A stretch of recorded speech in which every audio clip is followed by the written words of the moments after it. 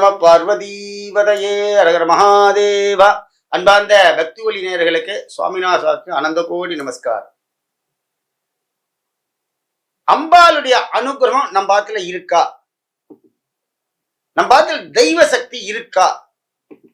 அது நான் எப்படி உணர்ந்துக்கிறது? ரெண்டாவது, என் காத்துல மகாலட்சுமி வாசம் இருக்கு அப்படின்னு நான் எப்படி உணர்றது அப்படின்னா, ஈஸியா உணர்ந்துட்டு போயிட்டே இருக்கலாம்.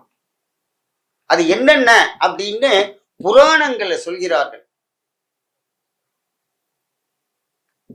இந்த நாரதர் பகவானுக்கு ஸ்ரீதர முனிவர் ஐயார் என்ன பண்றார் அப்படின்னா, இவர் கேட்கிறார், நாரதர் முனிவர் கேட்கிறார் அவர்கிட்ட. அவருக்கு தெரியாத புராணமே கிடையாது. அவர்கிட்ட போய் கேட்கிறார் ரிஷிட்ட, எல்லாருக்கும் இந்த குழந்தைகளுக்கெல்லாம் இவ்வளவு பெரிய தெய்வ கதைகள்லாம் சொல்றேலே, எனக்கு ஒரு சின்ன சந்தேகம், அதை சொல்லுங்க.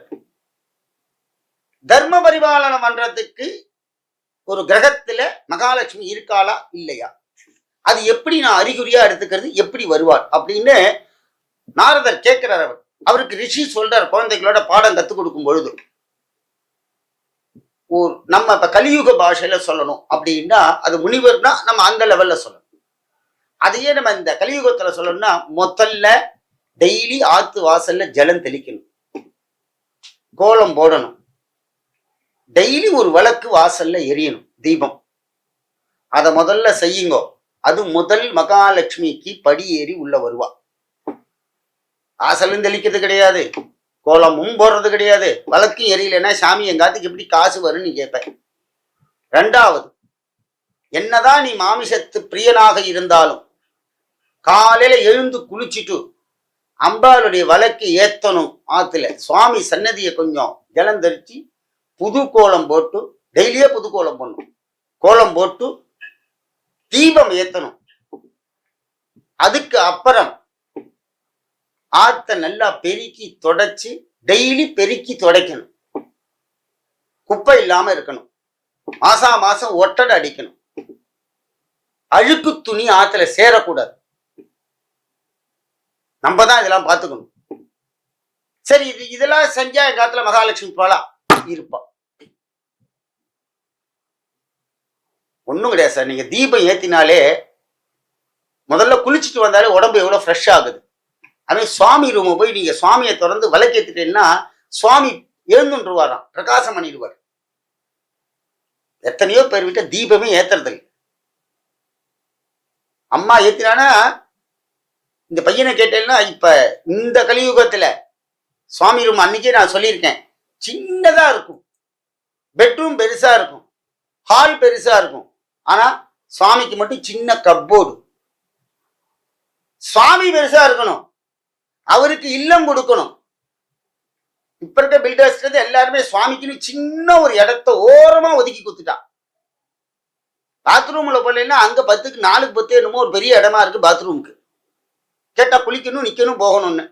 இங்க பார்த்தேன்னா பெட்ரூம் நல்ல பெருசா இருக்கு, ஹால் நல்லா பெருசு. ஏன் சுவாமி ரூமை கம்மி பண்றேன்? சுவாமிக்கு நல்ல ஒரு தீர்க்கமான இடம் கொடுங்கள். தெய்வ சக்தி வீட்டுல வளரணும். நீங்க அப்ப தாயார் விளக்கேத்துவா, யாருமே சுவாமிகிட்ட போய் ஒரு கையெடுத்து கும்பிட்டு வர மாட்டா. சுவாமி ரூம்ல நான் எவ்வளவு பேராத்துல பார்த்திருக்கேன். டெய்லி போகணும் நம்ம பார்த்து சுவாமி ரூம்ல. அப்பதான் உங்க பார்த்துக்கு மகாலட்சுமி வந்த அறிகுறி. நீ மாறுவ, நீ போற காரியம் சக்சஸ். உனக்கு அன்னைக்கு சந்திராஷ்டமே இருந்தா கூட மகாலட்சுமி நீ காப்பாத்திடுவா, வியாபார அபிவிருத்தி பண்ணி கொடுப்பாள்.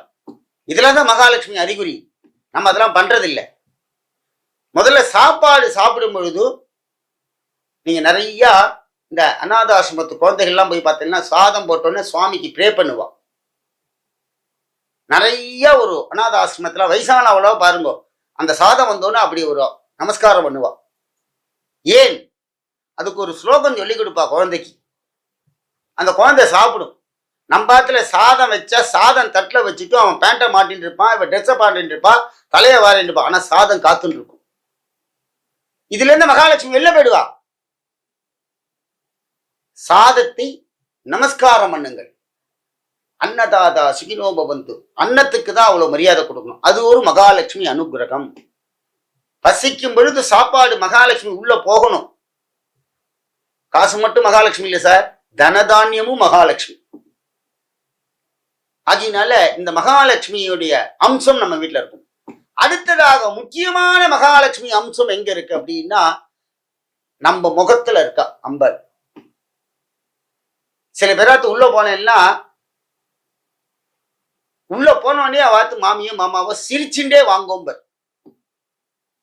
வந்த உடனே அந்த மாமி சொல்லுவா, வாங்க வாங்க வாங்க வாங்க தீர்த்தம் சாப்பிடுங்க, நீங்க பக்கத்தாத்து வீட்டுலாம் இருப்பேன், அடுத்த போர்ஷன்ல தான் இருப்பேன். வாத்துக்கு உள்ள போனோடனே காலையில பெருக்கும் போது அந்த மாமியை நீங்களும் பேசியிருந்தா இருப்பேன். ஆனா நம்ம பார்த்து நில தாண்டி உள்ள வரா பார்த்தேலா, வந்த உடனே வாங்க வாங்க உண்டாங்க, ஏன்னா திடீர்னு வராவா ஆத்துக்குள்ள. முகம் சுளிக்காம வாங்கோன்னு கூப்பிட்டு தீர்த்தம் கொடுத்துட்டேன்னு நினைச்சுங்களேன், உங்க இடத்துல மகாலட்சுமி உட்காந்துருவா. சிரிச்சு கூப்பிடுங்க, விரோதியா இருந்தா கூட. மகாபாவி என் குடும்பத்தை கெடுத்தவன் வந்துட்டானே அப்படின்னு நினைக்காதீங்க. என்ன பெரிய தப்பு பண்ணாலும் அவனை ஆதரியுங்கள். முகலட்சணம், இந்த முகலட்சணம் மகாலட்சுமி எங்க தெரியுமா தெரியவா?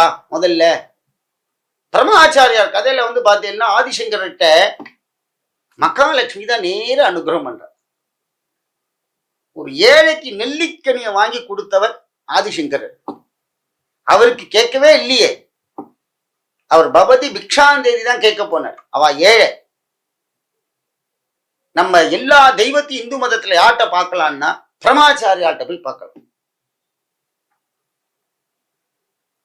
காஞ்சிபுரம் போன எல்லாம் அவ்வளோ அந்த தெய்வமே அங்கதான். இப்போட புது பிரிவா வந்திருக்கா, பரமாச்சாரியார் ரூபத்துல தெய்வங்கள். சார் நான் சாய்பாபா வேண்டேன், கண்டிப்பா பகவான் உங்கள்கிட்ட தெரிவர். நான் ராகவேந்திர வேண்டேன், கண்டிப்பா உங்களோட வருவர். அவாவா குரு முகாந்தத்துல குரு முகத்துல தெரிவர். அப்படிப்பட்ட ஒரு மகாலட்சுமி தான் நமக்கு. அதனால ஆத்துல சிரிச்சுருங்கோ. இரண்டாவதாக மகாலட்சுமி எழுந்து போக கூடாதுன்னா ஆத்துல வேகமா சத்தம் போடக்கூடாது. சத்தம் போடாம இருந்தேன்னா சண்டை போட்டா விட தயவுசெய்து அதிகமா கத்தாதீங்க. செல்வம் நகர்ந்து கொண்டே செல்லும். அதனால எல்லாரும் மகாலட்சுமியை எப்படியெல்லாம் வழிபடணும், எப்படியெல்லாம் தோஷங்கள்லாம் போகும் அப்படிங்கிறத இப்ப சொன்னோம். ஆன்மீகம் எல்லோரும் இந்த எல்லாமல்ல இறைவனுடைய அனுகிரகத்தினால பல ஆண்டுகள் எல்லாமல்ல இறைவனுடைய அனுகிரகம் பெற்று செல்வங்கள் பெறுமாறு வேண்டுகிறோம். அரகர பார்வதி பதையே, அரகர மகாதேவா.